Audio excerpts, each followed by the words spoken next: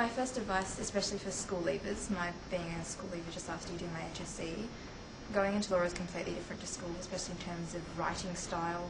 It's nothing like, a court report for example is nothing like HSC English, which took me a while to realise. You will be given a lot of readings, and it's often not realistic to be able to get through all of them. My advice would be focus on legal history readings, because it's harder to cover 100 years or so of history in 2 hours. You have to do everything that's asked. If you cut corners like I did, when you get to the exam you'll be only able to sort of write about 80% of the thing. Do write up your notes each week. Do go to seminars, or if you can't get to the seminars because you're working full time or you're out or whatever, do wait for someone to get the notes. The really thing is to get the simple stuff right first, and then rather than thinking this is all fantastic and doing extra reading and going outside of what you're actually advised to read, that you should stick to what you're advised to read and definitely stick to the textbook, because it's actually all in the textbook first, and then do the outside reading and really make every effort to try and do those readings and make some points about those once you've finished reading every one of them. I prefer to do the seminar readings before the seminars and then the lecture readings after the lectures. To read widely. One of the things that I found that even though it's a pain trying to get further reading from the library, it does help, especially if it's a topic area that you're not too clear about, just to shop around and see what other views are out there. You read the textbook, you go to the lecture, you go back to the textbook, then you do your notes, then you go to the readings, and then you incorporate that into the notes that you've made from the lecture and the textbooks. Readings in time to be able to discuss things, and initially it's daunting, but I think it's quite helpful at the end of it. I think the other thing is applying that knowledge, so it's not just doing the reading, but it's answering questions and doing that consistently through the semester, and that will improve as you do it, which I didn't do and I wish I had. I think seminar readings are crucial, because in seminars I found that I could remember things a lot more easily in the exam by remembering what I had contributed to the class and that sort of thing, rather than just listening to a lecture give it to me. So I think seminar readings are crucial. So you do the seminar readings for the seminar, but I would actually also say, if you can, and it's hard, but it's actually to do the work for those seminars. Then you actually write a little, like you do a little summary, or you do the exercise. I think it's really useful to turn up to the seminar prepared and to have done the exercises as if it was like for an exam. And also in the seminar, because you've actually put work into it, you can contribute to the seminar, but you also get a lot out of what else comes out of the seminar.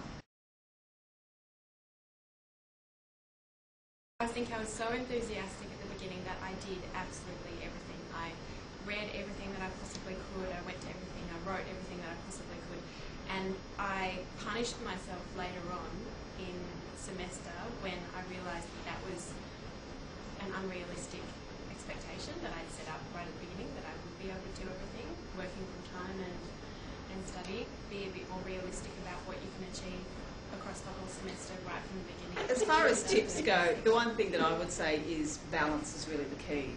But the other thing you've got to remember is to have some downtime, because you can get too caught up with trying to do everything at work, trying to do all your studying, and if you don't have downtime, then you're totally going to burn out. When people have their mid-semester freak out next semester, what could they do to make life better?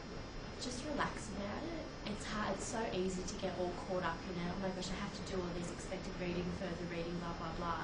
Just, I'm not saying cut corner, but if you do the bare minimum, and then at the end, I found I could expand upon it. The whole thing is a journey itself.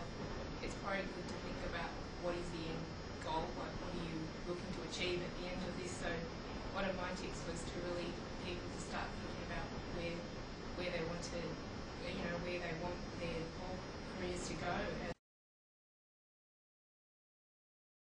Yeah, study groups are really very useful because you can basically bounce ideas off each other, and I find that, I think most people find that useful. because obviously you could be going down the wrong track, and you've always got your study buddies to be able to help you out. They can tell you where you're going wrong, tell you where you're going right, and you can share ideas and share the right direction, I guess. And to all be friends. Yeah, that's And then right. we were like, well, I'll share this and I'll share that. But this sort of artificial, we all want to join a study group, doesn't mean it's the right mix of I personalities. think it's in our group it was great because we're from a diverse age group and diverse experience. And what I personally found fantastic was just the G'ing up from the other guys, or conversely hearing that, oh my God, they're feeling as bad as I do. What that is, more of a buddy group or Yes, a that's term. because that's what it is. You're buddying up to bounce ideas off, to answer the questions, or split up the seminar reading. One brain is good, many brains much better. We were quite ambitious in our initial, program. Like, we'd actually set a program that you would do these 3 readings and prepare a case note or summary and come to the next week, and we'd set out a rough program on how we'd approach it. But obviously I think it was a little bit too ambitious. Before I got to the uni, I thought I'm quite good in English. When I started studying, I thought, well, I can't speak English at all. It's lots of new words.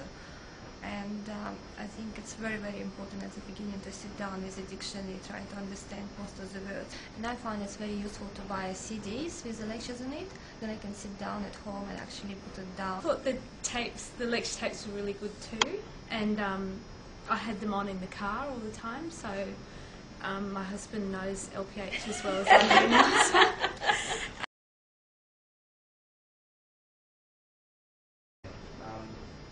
Just do the work. Freak out. I'd probably say it all comes together before the exam, and just to, like everyone else here, trying to work full time and balance it all works out in the end.